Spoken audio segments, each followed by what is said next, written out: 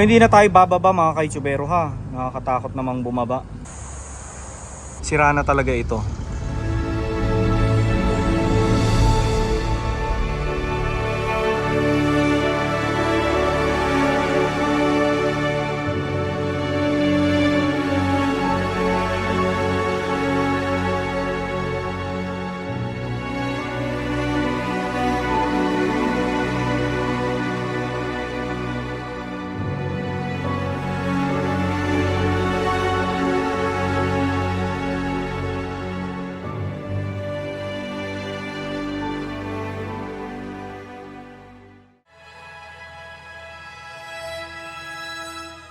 Hello mga ka-YouTubero, magandang umaga sa inyo lahat at tayo ay nandito pa din sa Bustos, Bulacan.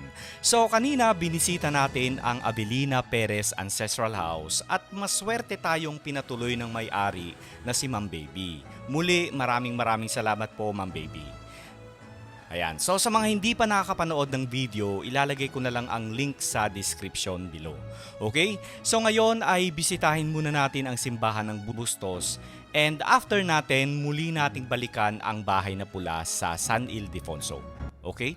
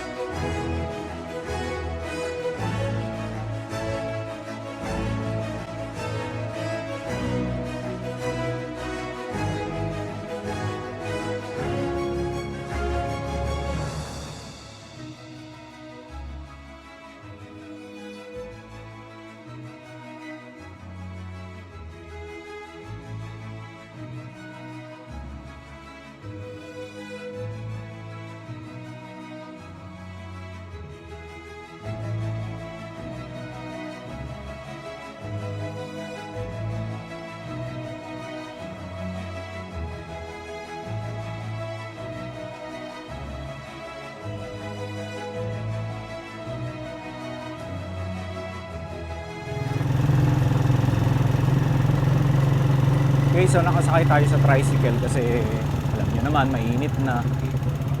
Oo. Villa Florencia. So eto mga ka-YouTubero, sikat din daw to na pinagsushootingan nung araw. Kaya lang sarado. Villa Florencia. Ganyanin natin. Oh. Villa Florencia. So pinagsushootingan nito ng mga horror movies. Pero ngayon active pa ba? Hindi na. Ayan, so sarado, hindi tayo paalam kung pwede.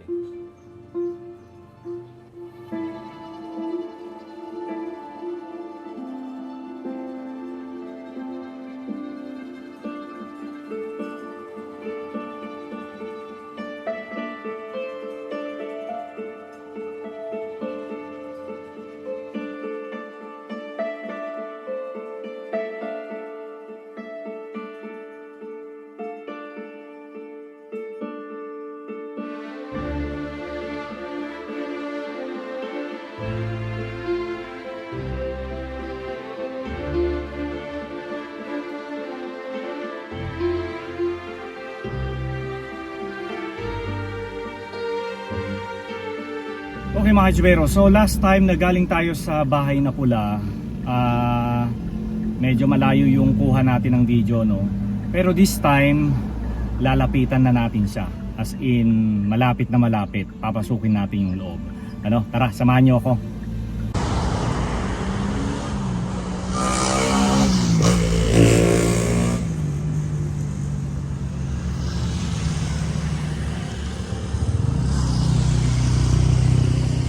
Ayan na siya mga ka-YouTubero. Halika, pasok tayo doon.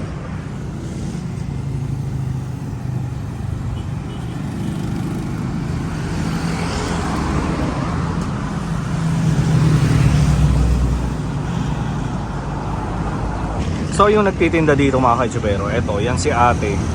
Hanggang 5:30 lang daw siya dito. Hindi raw siya nagpapagabi kasi natatakot din siya.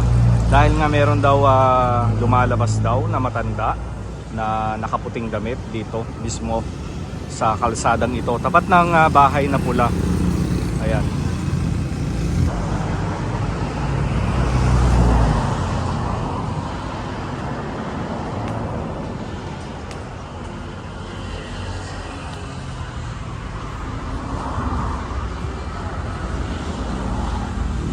So, nagbalik ako mga kaitsubero dito sa bayan ng Ildefonso para malapitan itong bahay na pula. Ayan. So very controversy itong bahay na pula na ito mga kaitsubero. So kaya ako siya binalikan kasi marami nang nagsabi sa akin na ito ay nabili na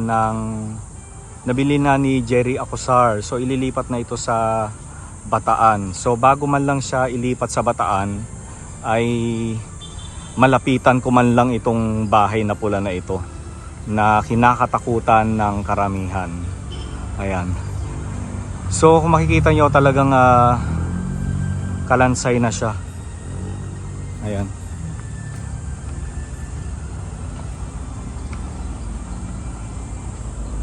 Wala na oh.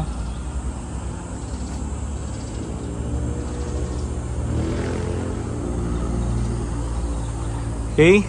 So meron pa nga tong silong noon. So I'm sure marami na sa inyo yung nakakaalam ng history about dito sa bahay na pula na ito. Na marami talagang hindi ko na lang may-mentionin.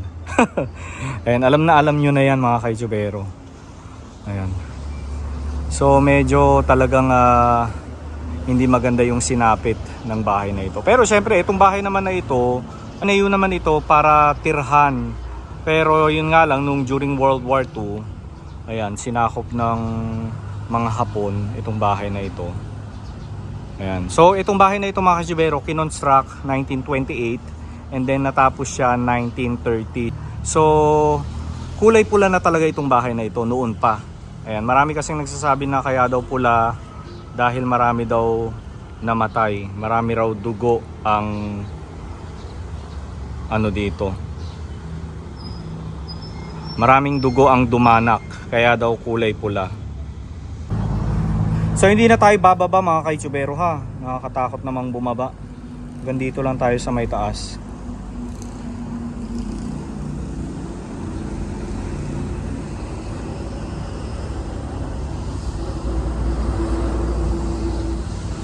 Ayan.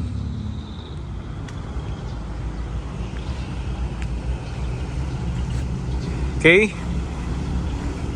And wala na talaga mga kaitsubero. Sira na talaga ito. And so abangan na lang natin kapag nailipat na sa Bataan.